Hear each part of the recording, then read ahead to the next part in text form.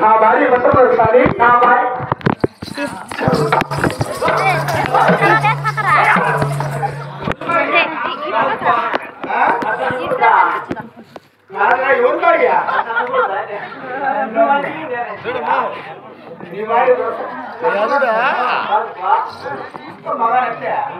rocket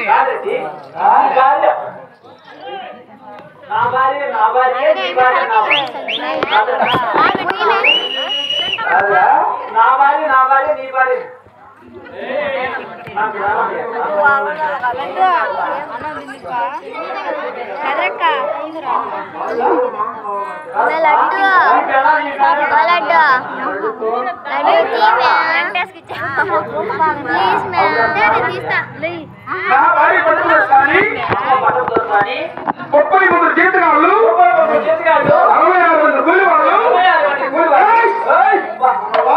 12 మంది పాలిగాళ్ళు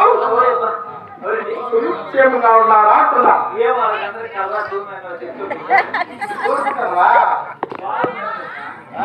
వాళ్ళందరూ బాగుండ బట్టే తీసుకొచ్చి మాట్లాడతావా కానీ మరి మొత్తం క్షేమంగా ఉండాలా లేదా అడుగుతాం అవును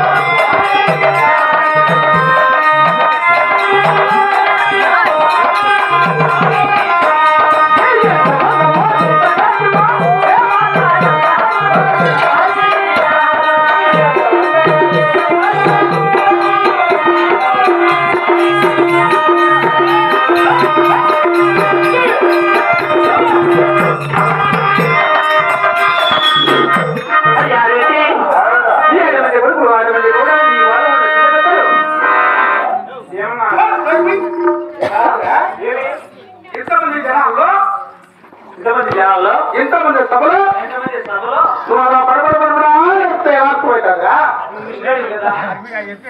ముస్లిం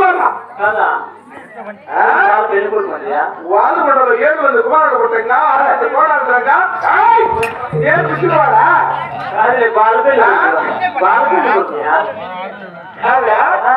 మా పవన్ కలవటి ఏమిటి ఏంటి అంటే కులానికి వచ్చి నీ కులానికి ఏమొచ్చింది ఎట్లా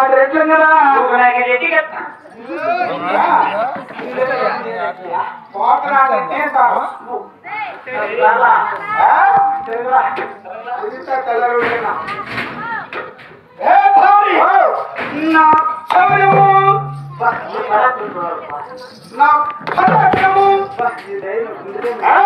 నా రోషము మధ్యలో గట్టి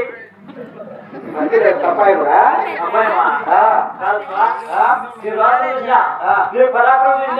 నీ ధైర్యం చూడాలంటే మధ్యలో వేసేస్తాయా మధ్యలో తప్పాయి ఉంటారు పెద్దలు మధ్యలో అబ్బాయమా ఏమి ఎందుకు వస్తుంది అబ్బాయమా చూపించు ఎంత దూరం ఎంత దూరం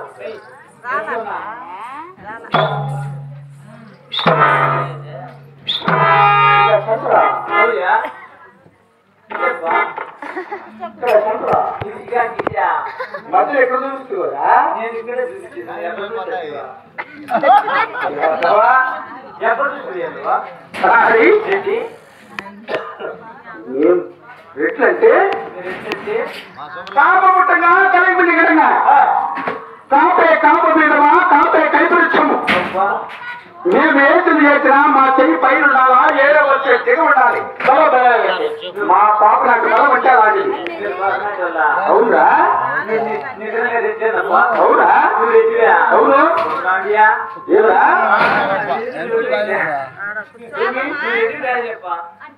కాదుగా ఏమనుకుంటున్నావు కాదుగా మీ